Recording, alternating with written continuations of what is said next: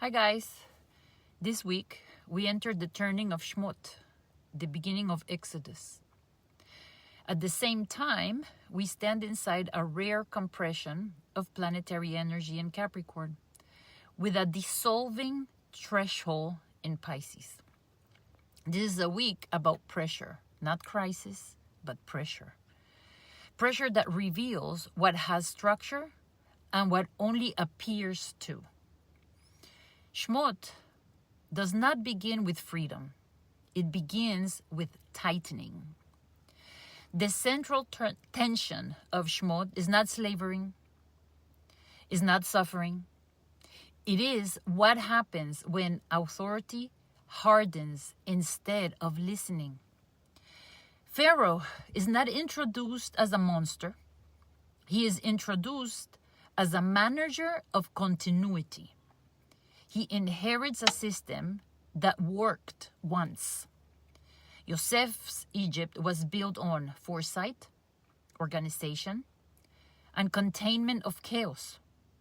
But Shemot, or Exodus, opens when the system outlives its wisdom. A new Pharaoh arises who did not know Joseph. This does not mean ignorance. It means disconnection from the original purpose. Here is where the pressure point. The people multiply. Life expands. The system feels threatened.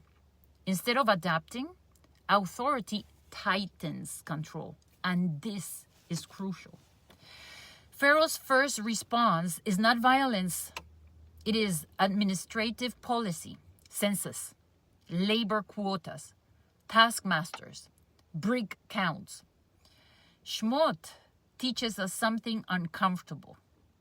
Oppression often begins as efficiency. When authority loses humility, it replaces listening with management. And when life exceeds the vessel chooses force.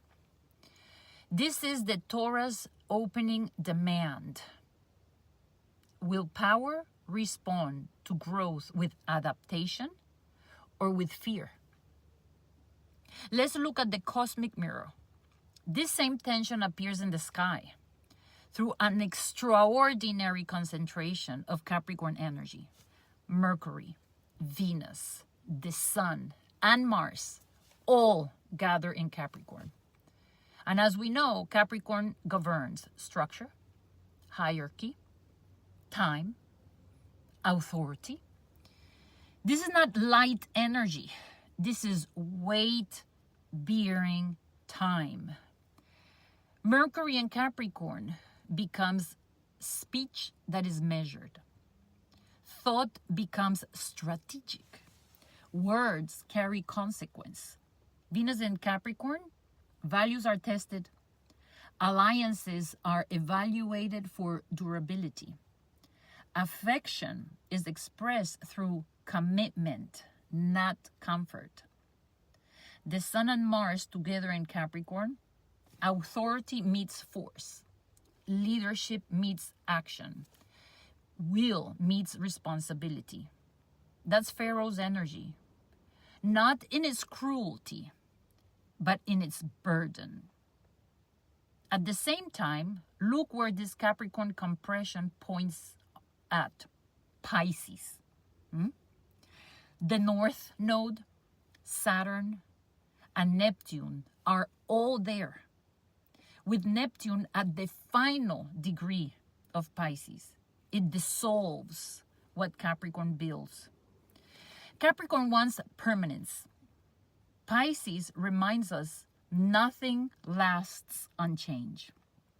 Saturn in Pisces says, structure must learn compassion. Neptune in Pisces says, illusion about control are ending. This is the cosmic mirror of Shemot, of Exodus. A rigid system confronting the truth that life cannot be contained forever. And then there is Chiron and Aries, the wound of selfhood, the pain of emerging identity. This is Moses, Moshe, not yet a leader, not yet a liberator, just a consciousness that cannot tolerate injustice anymore. Uranus retrograde in Taurus quietly destabilizes material security. What once felt solid begins to shift underneath. And Jupiter retrograde in Cancer pulls inward, back to memory, lineage, home, and emotional truth. This is not a week of action. It is a week of recognition. This brings us to the inner practice. The practice this week is not rebellion, is not compliance, it is discernment. The question to sit with this week is simple and uncomfortable. Where am I tightening control instead of listening, not to others first, to life itself? Ask, where am I enforcing a structure that no longer serves growth? Where am I managing instead of relating? Where do I fear loss of authority, relevance, or stability? This week is restraint. Do not rush to fix. Do not rush to explain. Do not rush to assert. Capricorn teaches responsibility. Pisces teaches surrender. This week asks for both.